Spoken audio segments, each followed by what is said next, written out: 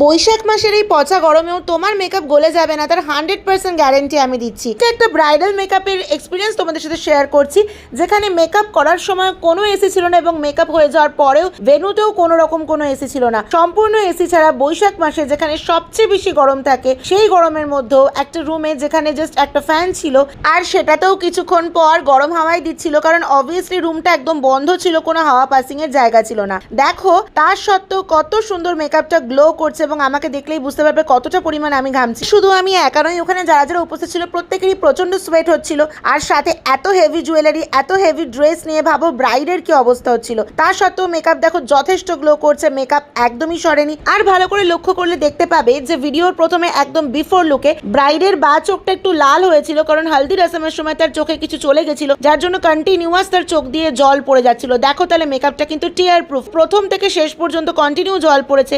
তা সত্ত্বেও eye makeup কিন্তু যথেষ্ট সুন্দর হয়েছে।